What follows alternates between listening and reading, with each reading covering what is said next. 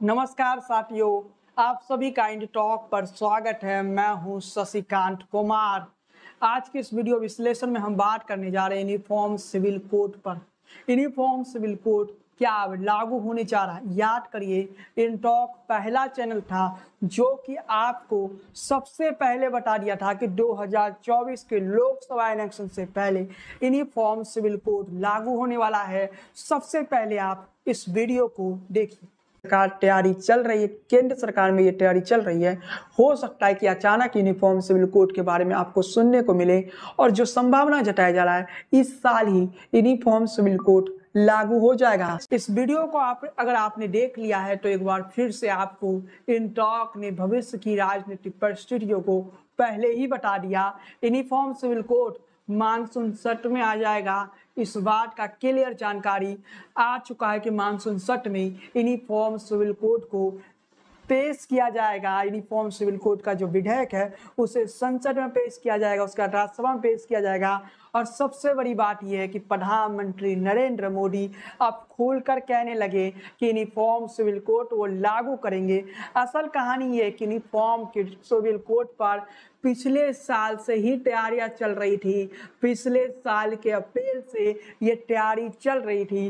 पूरी तरह से ड्राफ्ट तैयार किया जा रहा था यूनिफॉर्म सिविल कोड पर, और उसके बाद यूनिफॉर्म सिविल कोड को अब लागू करने की स्थिति में सरकार आ चुकी है। यूनिफॉर्म सिविल कोड क्या है, आज मैं आपको विस्तार पूर्वक वो भी जानकारी देंगे।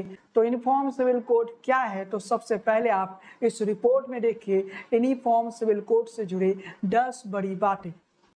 समान नागरिक संहिता यानी क्या? आसान भाषा में कहे तो एक देश एक कानून। अभी शादी, तलाक, गोद लेने के नियम, उत्तराधिकारी, संपत्तियों से जुड़े मामलों के लिए सभी धर्मों में अलग अलग कानून है। समान नागरिक संहिता आती है तो फिर सभी के लिए एक ही कानून होगा, फिर चाहे वो किसी भी धर्म या जाति का ही क्यों न हो। इस पर सरकार का क्या है रुख? बीजेपी सरकार समान नागरिक संहिता की वकालत करती रही है। बीजेपी का मानना है जब तक समान नागरिक संहिता को अपनाया नहीं जाता तब तक लैंगिक समानता नहीं आ सकती। प्रधानमंत्री मोदी ने भोपाल में बीजेपी कार्यकर्ताओं को संबोधित करते हुए कहा था, आजकल समान नागरिक संहिता के नाम पर भड़काया जा रहा है। परिवार के एक सदस्य के लिए एक नियम हो, दूसरे के लिए दूसरा नियम हो, तो क्या वो घर चल पाएगा? तो ऐसी दोहरी व्यवस्था से देश कैसे चल पाएगा? समान नागरिक संहिता को लेकर कानून बनाने का जिम्मा 22वें विधि आयोग के पास है। इस पर सुझाव मांगे जा रहे हैं। इतना ही नहीं, खबरें ये भी है कि संसद के मानसून सत्र में सरकार इससे जुड़ा बिल भी ला सकती है। विपक्ष का क्या है रुख? समान नागरिक संहिता पर विपक्ष का रुख मिला जुला है। कुछ पार्टियां इसके समर्थन में है तो कुछ इसके विरोध में। आम आदमी पार्टी और शिवसेना इसके समर्थन में है। आम आदमी पार्टी का कहना है वो इसका सैद्धांतिक समर्थन करती है। वही उद्धव ठाकरे ने कहा है कि वो इसका समर्थन करते हैं, लेकिन जो लोग इसे ला रहे हैं उन्हें ये नहीं सोचना है कि इससे सिर्फ मुसलमानों को परेशानी होगी, बल्कि इससे हिंदुओं को भी दिक्कत होगी। शरद पवार की पार्टी एनसीपी ना तो विरोध में है और ना ही समर्थन में। शरद पवार का कहना है कि कुछ मामलों पर सरकार की ओर से स्पष्टता मिलने के बाद पार्टी कुछ फैसला लेगी, जबकि कांग्रेस, टीएमसी, जेडीयू, आरजेडी, एआईएमआईएम, इंडियन यूनियन मुस्लिम लीग, सपा, डीएमके इसके विरोध में है। कांग्रेस नेता राहुल गांधी कह चुके हैं कि असली मुद्दों से ध्यान भटकाने के लिए यूसीसी पर बहस छेड़ी जा रही है। कभी एनडीए में बीजेपी की सहयोगी रही शिरोमणि अकाली दल ने भी यूसीसी का विरोध किया है। उन्होंने कहा है कि इसका अल्पसंख्यक और आदिवासी समुदाय पर प्रतिकूल प्रभाव पड़ेगा। विरोध का कारण क्या? कांग्रेस महासचिव केसी वेणुगोपाल का कहना है पीएम मोदी को पहले देश में गरीबी, महंगाई, बेरोजगारी और मणिपुर हिंसा के बारे में जवाब देना चाहिए। समान नागरिक संहिता पर उनका बयान इन मुद्दों से ध्यान भटकाने की कोशिश है। छत्तीसगढ़ के सीएम भूपेश बघेल ने कहा था कि बीजेपी हमेशा हिंदू मुस्लिम दृष्टिकोण से क्यों सोचती है। छत्तीसगढ़ में आदिवासी है, उनकी रूढ़ियों और उनके नियमों का क्या होगा? अगर समान नागरिक संहिता लागू हो गई तो उनकी परंपरा का क्या होगा? आरजेडी नेता मनोज झा कहते हैं कि यूनिफॉर्म सिविल कोड सिर्फ हिंदू मुसलमान का मसला नहीं है, बल्कि हिंदुओं के बीच में भी विविधता और बहुलता का मसला है। All India Muslim personal law board भी समान नागरिक संहिता के विरोध में है। बोर्ड के सदस्य खालिद रशीदी फिरंगी महली का कहना है यूनिफॉर्म सिविल कोड आने से सिर्फ मुसलमानों को ही नहीं बल्कि अन्य धर्म के लोगों को भी नुकसान है। 30 से ज्यादा आदिवासी संगठन भी इसका विरोध कर रहे हैं। आदिवासी संगठनों का मानना है कि यूसीसी के आने से उनकी परंपराएं और प्रथाएं और कानून खत्म हो जाएंगे। यूसीसी से क्या बदल जाएगा? हिंदू, सिख, जैन और बौद्ध के पर्सनल मामले हिंदू मैरिज एक्ट से चलते हैं। मुसलमानों, ईसाइयों और पारसियों के अलग पर्सनल लॉ है। ऐसे में अगर समान नागरिक संहिता लागू होती है तो सभी धर्मों के मौजूदा कानून निरस्त हो जाएंगे। सभी धर्मों में फिर शादी, तलाक, गोद लेने, उत्तराधिकार और संपत्ति से जुड़े विषयों पर एक ही कानून होगा। यूसीसी से क्या होगा असर?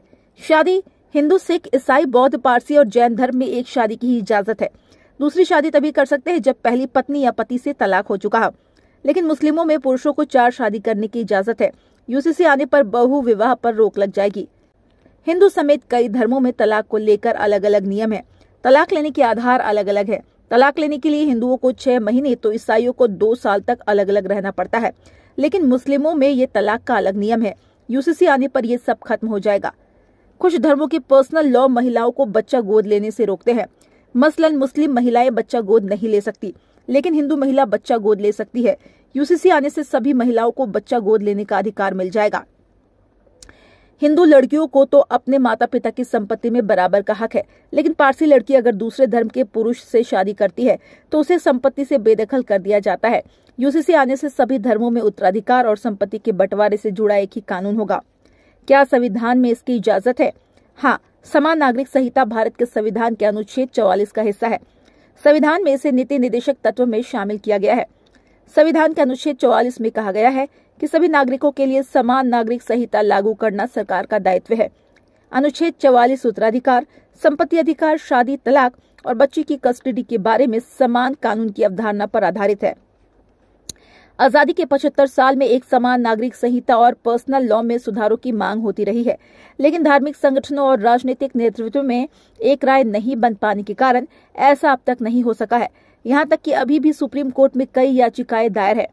2018 में 21वें विधि आयोग ने अपने कंसल्टेशन पेपर में लिखा था, इस बात को ध्यान में रखना होगा कि इससे हमारी विविधता के साथ कोई समझौता न हो और कहीं ये हमारे देश की क्षेत्रीय अखंडता के लिए खतरे का कारण न बन जाए।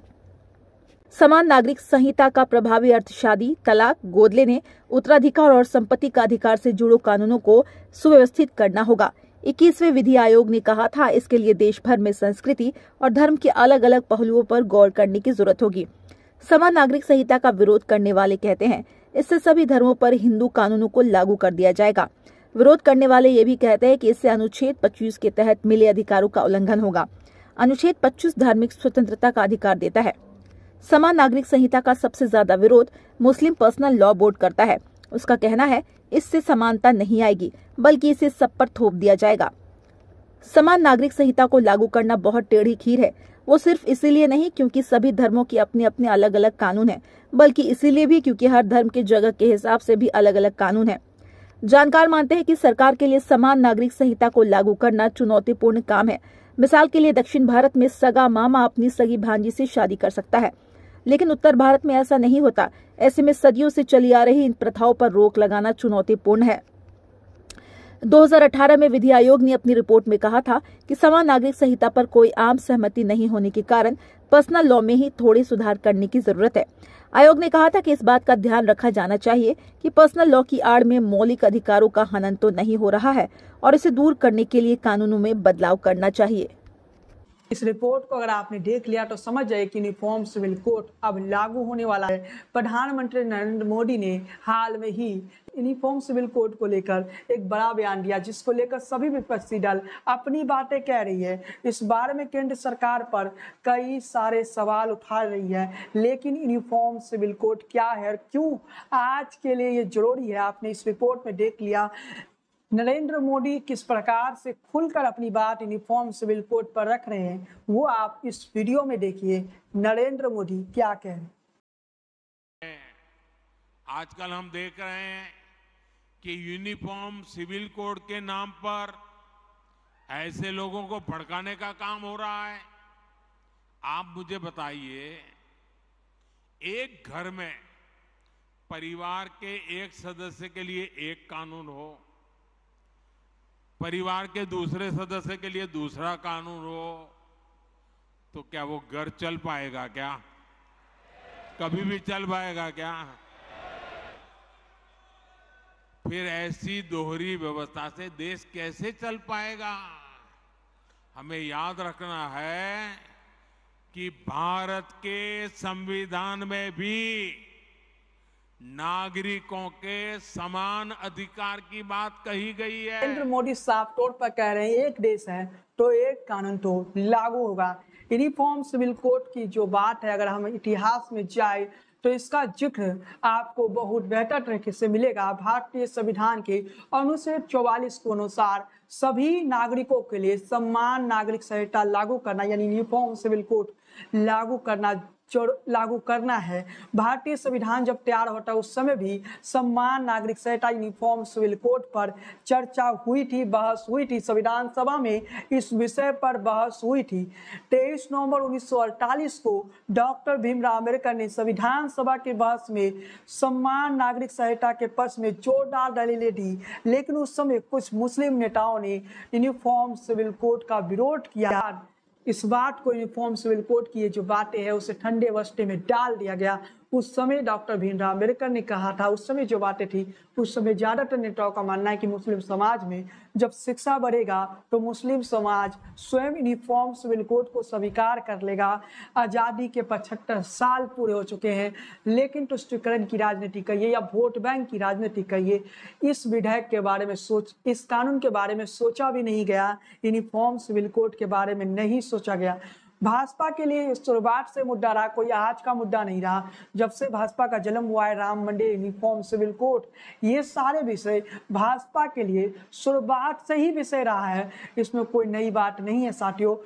अब यूनिफॉर्म सिविल कोड कब लागू हो सकता है, इसमें जो संभावना जताई जाए, जुलाई में मानसून सत्र में यूनिफॉर्म सिविल कोड का जो विधेयक है उसे संसद में पेश किया जाएगा।